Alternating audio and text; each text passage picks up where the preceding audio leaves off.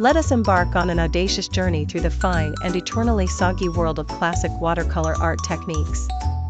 Here, the only thing drier than your paper is your sense of humor, until someone spills their rinse cup. The scene opens in the illustrious studio of Aunt Petunia, a watercolor enthusiast whose claim to fame is the unintentional creation of abstract cats, considered birds by the rest of the family. She has, at her disposal, a million brushes, an almost infinite supply of questionable tap water, and just enough artistic ambition to ruin every white shirt she owns. Wet on wet. Petunia soaks her paper with the reckless abandon of someone who's never paid for decent cold pressed in her life.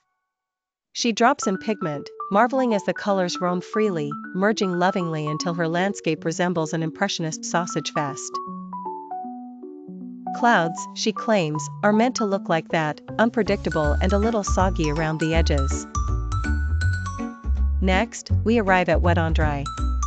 Brushing dried tears of joy off her paper, mostly from laughter at her own mistakes, Petunia boldly paints sharp lines atop untouched dry zones. Mountains appear as jagged blue triangles, sometimes even on purpose.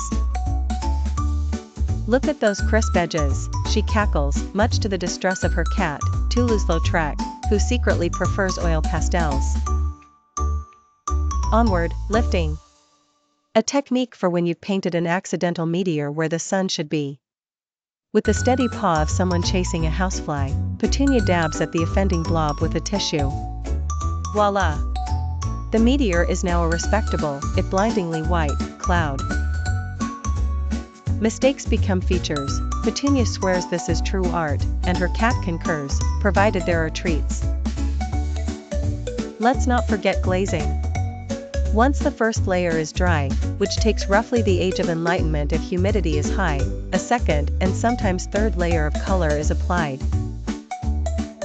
Petunia enjoys this step, mainly because it allows her to multitask, watching detective shows and drinking tea, forgetting entirely what color she intended until the entire piece is left in tasteful, if mysterious, shades of brown. Resist. Not the urge to cover everything in glitter, but to apply wax or masking fluid to preserve areas of white. Petunia bravely applies masking fluid, forgetting that it looks suspiciously like her cat's furball medicine. The result is accidental polka dots, which she terms avant-garde moon phases. In the world of classic watercolors, nothing is ever a mistake, it's an artistic revelation. Finally, dry brush. For a texture as gritty as a Monday morning, Petunia drags her nearly dry brush across the paper. The result, foliage, fur, and, once, the angry eyebrows of her husband after discovering the water bill. By the end of our journey, Aunt Petunia's studio is a glorious, technicolor mess of puddles, giggles, and suspiciously abstract cats. This, dear reader, is the spirit of classic watercolor. Have some fun, make a mess, and remember, if all else fails, turn it upside down and call it modern art.